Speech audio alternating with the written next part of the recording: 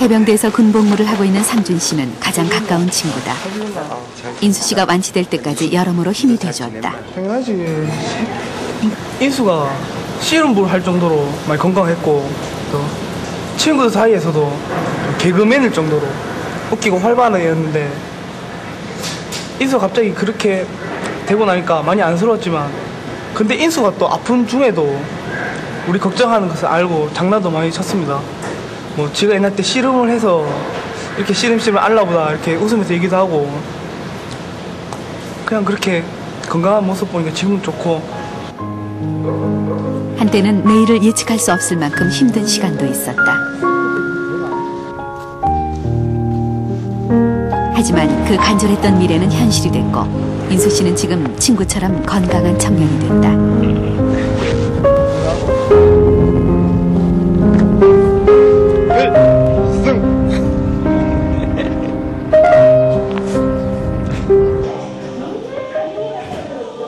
인수 씨는 지난 5년 동안 모두에게 감사하고 또 빚을 졌다는 마음으로 더욱 건강해지기로 마음먹었다.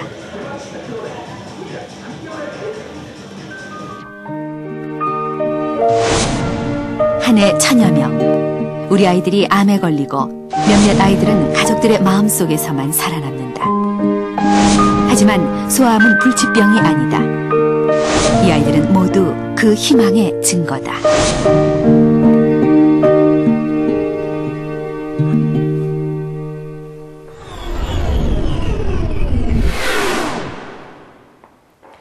소아암은 세계적으로 얼마나 많이 발병하고 있을까요? 우리나라의 소아암 발병은 인구 100만 명당 108.4명입니다. 그리고 선진 의료 수준을 자랑하는 미국의 경우는 113.7명이고요. 또 아마존 열대 우림지대와 녹지대가 섞여 있는 남아메리카 페루의 소아암 발병률은 104.4명입니다. 이번에는 아프리카로 가볼까요? 이 아프리카 짐바브웨에선 100만 명당 111.6명이 소아암에 걸리고 있습니다. 그리고 마지막으로 유럽 대륙을 살펴보겠습니다. 이 투르크족, 슬라브족, 게르만족 등 다양한 인종의 영향을 받고 살아온 헝가리는 112.1명입니다. 이 소개한 수치는 WHO 산하 국제암연구사무국에서 조사한 소아암 발병률입니다.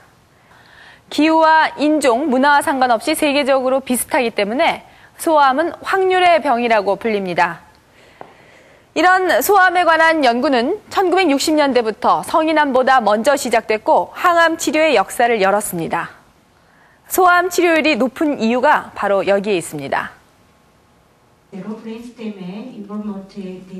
지난 12월 10일 소아뇌종양학회가 열렸다. 소아암 치료에 일정한 기준을 만들어 표준화시키기 위해서다. 또 우리나라의 아이들에게 더 효과가 좋은 치료법을 개발해 발표하는 중요한 자리이기도 하다. 저희가 이제 소아뇌종양을 치료하면서 그동안에는 과거에 미국이나 유럽에서 개발된 그런 치료법을 사용했습니다. 그러나 저희가 이제 2년 전부터 소아뇌종양 학회를 발족시켜서 저희 한국에 맞는 그 치료 요법을 개발해서 저희가 그동안에 연구를 해왔는데 이번 모임을 통해서 그동안에 개발했던 것들을 정리하고 앞으로 내년부터는 저희가 개발한 치료요법을 사용하는 데 의의가 있습니다. 그래서 이번 모임이 굉장히 중요하다고 생각을 합니다. 지금까지 나와 있는 여러 가지 성적들을 종합해서 저희가 가장 좋은 최상의 치료를 이제 만들어내고 또 그런 표준 치료법을 시행하면서 나오는 그런 성적들을 기본으로 되게 5년 내지 10년마다 다시 또 새로운 표준 치료법을 만들어서 이렇게 자꾸 치료 성적을 향상시키는 데 목적이 있습니다. 세계의 수많은 소아암 단체에서 1년에 수십 차례 이상 연구 결과를 발표한다.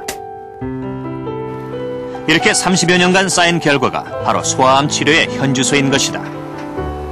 최근 약 20-30년 동안 소아종양의 완치율이 현저하게 향상이 된 데는 이런 학술단체들이 많은 환자의 치료를 시행을 하고 새로운 개선된 프로토콜들을 만드는 과정들이 있었기 때문에 가능한 일이라고 생각됩니다.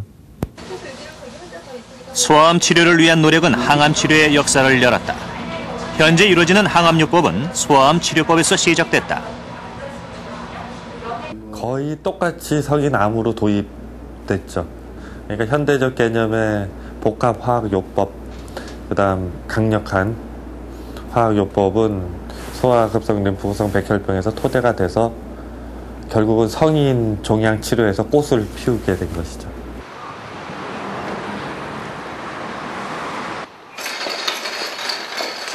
동윤이는 급성 골수성 백혈병으로 투병 중이다.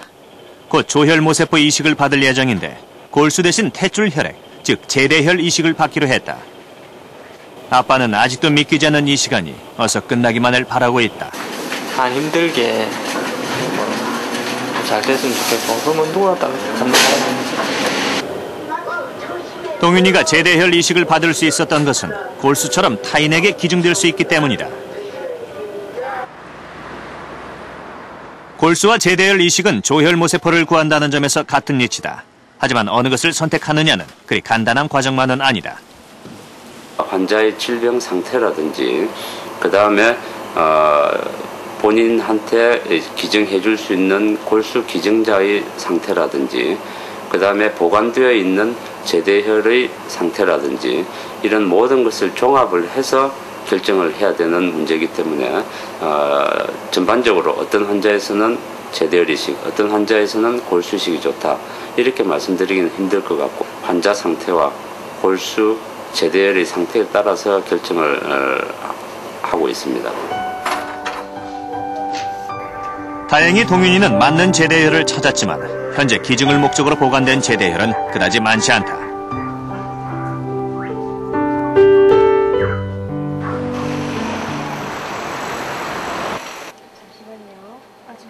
경영이도 급성 골수성 백혈병을 앓고 있다.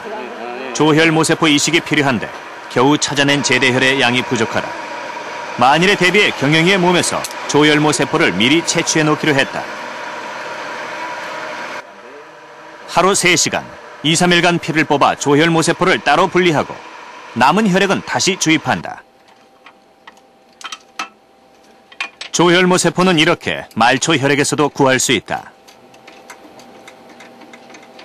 조혈모세포 자체가 골수에만 존재하는 게 아니고 정상인의 그 말초혈액에도 아주 극소량이 소수가 존재하고 있습니다. 우리가 흔히 얘기하는 촉진제라는 거, 그거를 이제 대량을 4, 5일 정도 투여하게 되면은 또 골수에 있던 그 조혈모세포가 말초혈액 쪽으로 나옵니다. 그걸 우리가 가동화라 그러는데 끄집어낸다는 의미에서 그와 같이 말초혈액으로 나와 있는 조혈모세포를 수집을 해서 이식하게 되면은 그게 말초혈액 조혈모세포 이식이 되고요. 화학요법과 방사선, 조혈모세포 이식. 현재 개발된 방법만으로도 약 80%에 가까운 소아암이 완치될 수 있다. 하지만 남은 20%의 희망도 채우기 위해서 새로운 연구들도 활발히 진행 중이다.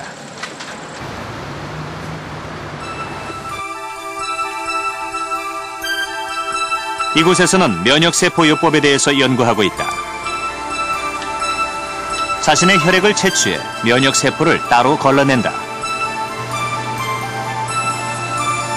그리고 배양실에서 100배에서 1000배 이상 증식시켜 다시 몸 안에 주입한다. 암세포와 싸우는 면역세포의 숫자를 늘리는 것이다. 암 기전이나 이런 거는 물론 소아나 성인암에 대해서도 다르지만 각자의 개인에 따라서 다 다릅니다. 하지만 그것을 체내에서 막는 기전은 면역 기능 그 자체로서 똑같고요. 그것을 응용한 방법이기 때문에 소아에도 충분히 적용할 수 있습니다. 소아암 치료에도 아주 희망적인 대안이 될 수 있다고 생각합니다. 또 다른 연구소에서는 항체에 대해서 연구하고 있다. 인공적으로 항체를 만들어 암 환자에게 주입해 치료율을 높인다는 목적이다. 단클론 항체의 작용 원리를 우리가 살펴보면은 우리가 몸에 암 환자에다가 단클론 항체를 투여했을 때 암세포의 그 특이적 그 분자 표지를 인식하게 됩니다. 항체가. 그렇게 됨으로써 정상세포는 건드리지 않고 암세포에만 항체가 달라붙게 되고 그 결과 그 우리 몸에 이미 있는 그 면역 세포들은 이 항체를 인식해서 암세포를 쫓아가게 되고